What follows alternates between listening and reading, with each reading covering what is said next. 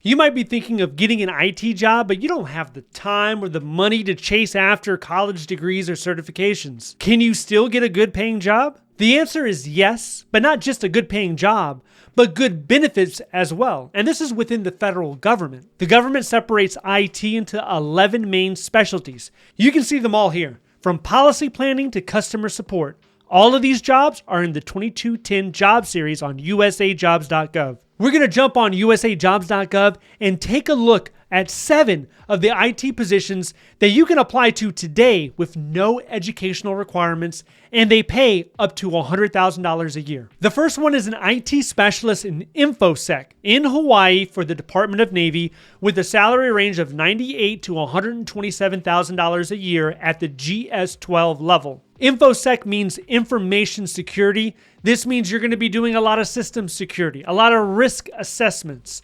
This job is in Pearl Harbor, Hawaii, and there's a small cost of living allowance attached to this position. But let me tell you from someone who has lived in Hawaii for 7 years, this salary is not enough. Not for a family. Maybe if you're going solo and you want to stay in a studio apartment, you might be able to make it.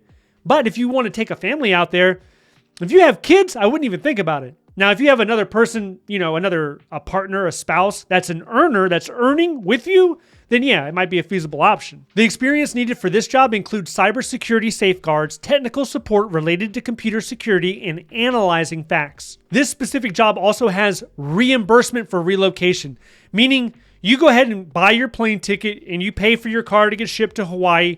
On the back end, they'll reimburse you. This can take weeks. Sometimes it can take months. So you had to prepare for that.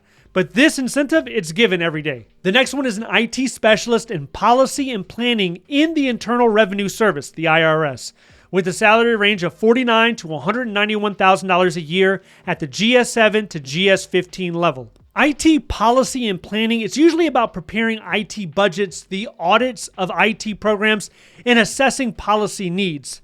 Now, this one job announcement is for 300 people. They want to hire 300 people in 17 different locations. And it's the latest effort in the IRS. It's getting bigger and bigger and bigger. It's been growing for over the last couple of years. It's been expanding. The experience needed is the ability to analyze approaches in advising management in IT system design, defining what operating mode, system software, or configuration is appropriate for a project. This job is using the direct hire authority. And what this does, it eliminates veterans' preference. It eliminates Schedule A disability. The hiring path, they don't get preference any longer. So if you don't have any hiring paths, if all you can do is open to the public, you need to have a job like this on your radar. You can search it. You can type in direct hire and click search on USA Jobs. The next one is an IT specialist in networking in the Department of Navy with a salary range of $99,000 to $128,000 a year in the GS-12 grade. This job is in Maryland. You're going to be analyzing, you're going to be diagnosing, monitoring network requirements. You do not need a Network Plus certificate, but you do need the experience. The experience needed is leading complex IT projects, applying technical expertise with web filtering, vulnerability scanning, patching and remediation, along with antivirus. There's a section in this job announcement. If you go to duties, it tells you the software that you need experience with. This includes Microsoft Linux Server, Cisco, iOS, among others. The next one is an IT specialist in customer support in the Department of Veteran Affairs with a salary range of $62,000 to $132,000 a year in the GS-7 to GS-11 grades. Customer support, a lot of times, this is like a help desk, right? People are calling you, they're asking you to solve their issues. So you're going to be dealing with installing and troubleshooting customer hardware and software. This job is hiring for 44 different locations. The experience needed is 1 year of planning and delivering customer support services.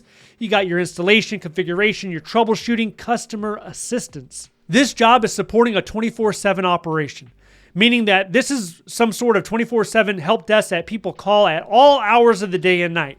Now, you'll have a certain schedule, but what surprises me about this job announcement, there's no telework option. You have to be in the office.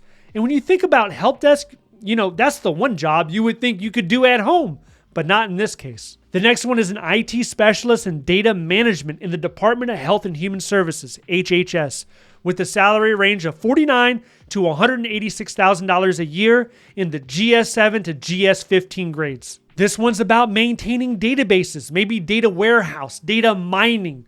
This might appeal to you if you were a data analyst or maybe a developer. The experience needed here is a year performing studies to determine data storage needs for hardware acquisition, analyzing data, evaluating, identifying errors and trends. The thing about this one, it's 100% remote. So you can do this anywhere. As long as you have an internet connection, doesn't matter what state you're in. You can be in North Dakota, you can be in Maine, maybe you want to go to Oregon. Doesn't matter. Now, 100% remote jobs, if you look for them on USAJobs.gov, there's usually about 300 open positions on any given day. But they're very competitive. That means you have to fine-tune that resume. Make sure it's directly relevant to the job that you're applying to in order to have any type of success. The next one is an IT specialist in application software in the Smithsonian Institute with a salary range of $139,000 to $181,000 a year in the GS14 grade. This is usually for a programmer, somebody who writes code, debugs code, maintains code. Now, in the federal government, they often like to hire contractors to do the technical aspects of the federal agency's work. But there are jobs like this. This is as close as you're going to get to being a programmer in the federal government. The experience needed is being on a team, working on the development and implementation of enterprise software, including Oracle PeopleSoft tools, and developing using ServiceNow portal software. This job has a yellow box on the upper right-hand corner, and it says they're only accepting the first 150 people. Why do agencies do this? They do it because they know a lot of people will be applying. So in the case of the 100% remote work job, you know you're going to get thousands of people if you leave that thing open. So in order to expedite the hiring process, they'll shut it down after the first 100, 150. Maybe after the first 5 days. People wonder why. Why is it so short? Why are they closing this so short? They don't want to have to read over thousands of pages of resumes. That's one of the reasons. Okay, so the next one is a lead IT specialist in system administration in the Department of Commerce with the salary range of $104,000 to $135,000 a year in the GS13 grade. This specialty is mainly about managing accounts, network rights, and access to systems. There's a lot of information security components that go into a job like this. The experience needed is reviewing, testing, and implementing software applications in a Linux environment, supporting the development lifecycle for operating systems. This job is in Alabama, so this is a pretty good salary for living down there. Chances are you're going to have some telework. You probably have to go into the office maybe twice a week. The other 2 or 3 times, you're going to be able to work at home. Keep in mind that some of these jobs, they'll have 2 specialties in one job announcement. So it might mention data management and also Infosec.